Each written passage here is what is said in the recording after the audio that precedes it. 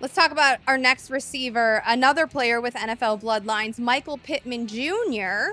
His dad is Michael Pittman Sr. That's Pittman, right. The Pittman Jr. played for USC. His dad, Michael Pittman, was a running back, and I believe he played for the Cardinals and the Bucks, and he won a ring in the Gruden Bowl, right? As a running back. I think he was the starting back. Yeah. 2002 season for Tampa Bay. Regardless, so Michael Pittman Jr., not a running back like his dad, a receiver, though he does seem to run like tough and ruggedly, and you can see that his dad definitely coached him because there's definitely some running. He runs like a running back, particularly after the catch. Yeah. What was the word that definitely, I'll just say mine, that shaded as I was watching. I was like, wow, this kid doesn't, I'm going to say it, I live in LA, right? Like, this kid doesn't play like a fancy USC player. This kid plays much tougher than a dude who has a YouTube show with his girlfriend, which, by the way, I spent too much time watching. You don't need to do it. It's called Michael and Gianna. There are way too many subscribers. It explains a whole lot about the world. Anyway. Yes. But this kid has swag, and not in the fancy USC spoiled children, University of Spoiled Children kind of way, but actual grown-ass man swag on the field, which I am a sucker for toughness. I loved a very different player than Anthony Miller or Deebo Samuel, but those are two players of the last 2 years that I really, really liked, and that's a part of a shade of Pittman's game that really endeared me to him. Yeah, my word was super boring, and I kind of want to change it on the fly here. I used productive, which I think I've probably used only about 14 times so far. But let's do this. I got a good one for you that I just came up with on the fly. Quarterback proof, right? They had 3 different quarterbacks who played for USC this year, and Pittman was productive no matter who was throwing him the football, right? They had to sort of change the offense with Slovis in there a little bit. I mean, everything sort of revolved around who was under center, but for Pittman, consistently productive every single week. So if you allow the hyphenated word, the cluster word, if you will, QB proof is my word there, because I love guys like that, right? I mean, we were talking about Rager earlier. It wasn't his fault, but at the same sense that if you can get open enough and separate even without great speed, the quarterback's eventually going to find you the ball. And that's what they did. Did he have a good receiver opposite him, Tyler Vaughns? Yes. But Pittman was consistently the guy every single week who they kind of formulated a game plan around. And as the process has gone on, he's just slowly kind of inched up my board. I see no reason why he shouldn't be one of the better pass catchers in this class. He's strong, right? Like strong of mind, lots of confidence, strong hands, excellent body control, boundary awareness, all of those words. But also, it's not just brute strength. He's a physical player, 100%, but there's also tempo to his routes. And, I mean, his stiff arm is awesome. I really, really was surprised when I was sitting down to watch like a kid out of USC that this kid had that much elbow throwing in him. Yeah. And he's a willing blocker, too. He also is a solid blocker. I think some of the cons might be that he's got some injury concerns. I believe he hurt his shoulder during his junior year, and then needed off-season surgery on the shoulder, which is, some want to say, why he went back to USC for his senior year instead of just going straight out into the draft last year. But he's got this kind of violent playing style, running back-esque running style, and so there might be a little bit of concern about durability. And then, he's not he doesn't have like long speed, like elite long speed, like Rager, for example. Yeah, no, the durability questions are there for a good reason. Every year in the past 4 years, he's had at least one notable injury, broken collarbone, had his hand repaired. You mentioned the shoulder as well. I think that was right around a year ago, right after the season in the 18th season. Yeah. And I think he also had a high ankle in there as well. I'm trying to remember off the top of my head, but this is a kid who, like you said, I mean, he plays full tilt and he plays on special teams. He's blocked 3 kicks in his career. He actually ran back a punt for a touchdown, so he's used in a lot of different ways. He's got, great appreciation from scouts for his football ability, not just wide receiver, big guy who can run. No, I mean, he is an actual competitor who does a lot. And I think that alone is, he's going to get the special teams opportunity. He's going to get the opportunity to be an outside receiver. And he was highly productive, 11, receiving touchdowns last year. I really like his game. I do too. So what's the need to know stat?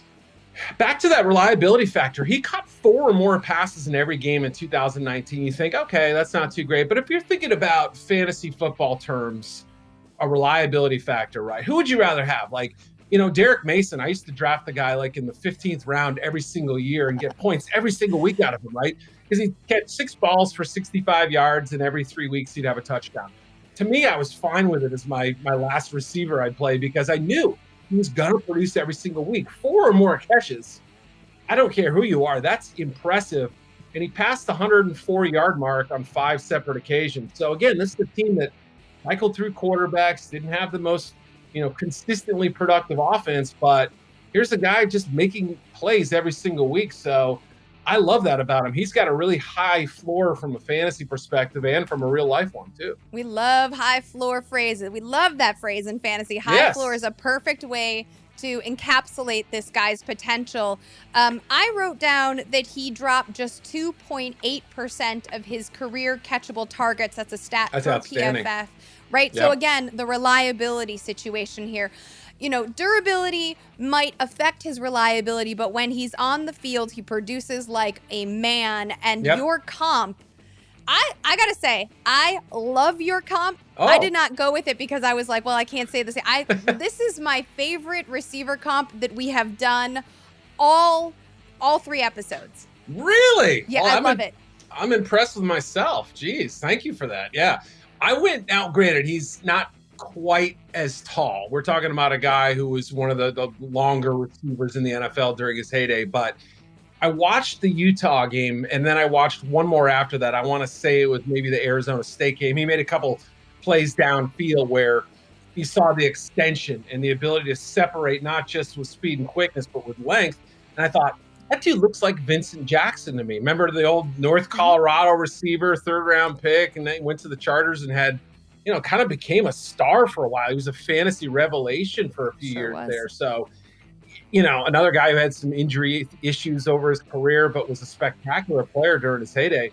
To me, that's kind of who Pittman is. And as I made that comp, we were putting this together, I said, maybe I have him as my 51st overall player in the draft. I'm starting to think he should have been closer to 30. But, I think I undershot a little bit on that one. So, if he turns out as good as Jackson or as the guy you comped him to, I think I may have graded him a little too low. Yeah, so he reminds me of Allen Robinson because of that reliability for right now in his career. And the reason I like the Vincent Jackson comp so much was, you're right, Jackson's a little bit bigger, but Jackson used his physicality to win. And it was frankly at the end of his career where he didn't have any burst left. He was not a player like Pittman with a ton of burst, but when that started to go, he just couldn't outmuscle anymore. And so I think that that's a really nice trajectory for Pittman. But I think Allen Robinson as just a reliable possession type receiver who can do a lot and probably doesn't get as much credit as he should is a nice high floor player for Pittman and where he can get to. And you remember when Robinson came out, I don't think he ran a blazing 40. Nope. And it was sort of a weird deal. Like he may have come up lame at the end of it. And so, they gave him a 4.6, but he was never really a 4.6 player. Allen Robinson pre-knee injury could run a lot faster than that too. But he was surprisingly quick, like Pittman was. This was a terrible, no good year for the 3-cone drill in the wide receiver group. It was a really disappointing year for as good as this group is. But Pittman ran a 6.96, I want to say, Liz. For a Jalen Reagor size guy, that's impressive. That's really good. For somebody who's 227 or 8 pounds, that's a different level of good, in my opinion. I agree. I also, I did write down Dwayne Bowe because there's parts of his game that I think look a little Bowe-ish. However, Pittman is unafraid. The reason I slashed through it is that Pittman is unafraid, at least right now, as a college senior, to win contested balls in traffic. Like, he is not afraid to go up for a ball in the middle of the field and leave himself exposed, which was the thing Dwayne Bowe ain't never gonna do. Never, ever, ever. And so that's why also I think Allen Robinson is that guy who will, he'll catch the hospital balls. Shit, he's playing with Mitch Trubisky. Gets a lot of them thrown his way. So, imagine going from Blake Bortles to Mitch Trubisky and having that same issue. I mean, that's got to drive. He's a Hall of Fame talent. With a Hall of Fame patience, right? Yeah. Like, he should go be a kindergarten teacher after this. Yeah, you mentioned Colts earlier for your fit for who are we talking about? Higgins, I guess. Yeah, I mean, I see Pittman as an option here too. I think they have the 2 second-round picks. I don't think Pittman's going in round 1. I haven't really heard that kind of buzz, although, again, I'm starting to talk myself into him being a near first-round talent. But, just his competitive makeup would fit with that team. You've got the little guy, T.Y. Hilton. You've had this rotating cast at tight end. Let's give him a big, Z receiver out there who can do all those things we mentioned. So I like the fit there in Indy. I think it makes a lot of sense. It brings a toughness to that team that I think T.Y. Hilton always brought, but as he's aging is just generally starting to wane a little bit. And definitely a team that needs that boost on the heels of Andrew Luck's unexpected retirement. So I like that. I like that a lot. I'm going to go with the Jags. I know they don't necessarily need a receiver, but if I'm going to comp him to Allen Robinson, everything started in Jacksonville.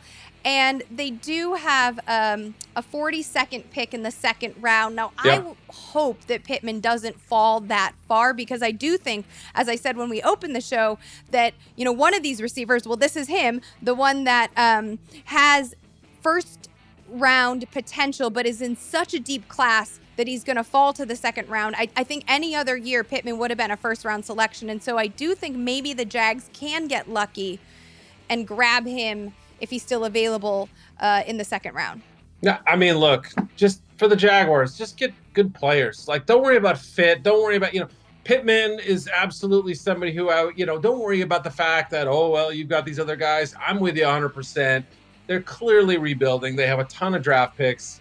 Go get the 10 or 12 best players you can draft. And when you tank for Trevor next year, he's got a lot of good targets to throw the ball to. So that's where I'm going with that. Yeah. Someone reliable. Real quick, because we're on the topic and we talked about Pittman's special team abilities. We know that Gettleman doesn't trade back, right? He's never done it. Is there a world in which Gettleman, especially with their new HC, who has special teams, was the special teams coach, Joe Judge, Joe Judge with the Patriots. Is there a world in which, and I think Pittman could be a very Joe Judge type player. Absolutely. They don't really have an outside, a regular, it's such a small ball offense, and Pittman would add just a level of oomph to this squad. Great point, because you've got the fast, quick guys, Darius Slayton and Golden Tate, Sterling Shepard.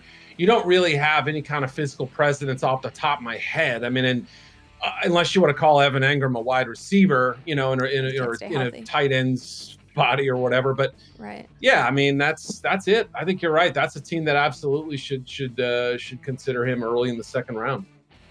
Just, it would be crazy to not see them go defensive. But who knows? Who knows with Gettleman and his, maybe he's going to mess up. He won't understand the draft queue and press the wrong button this year.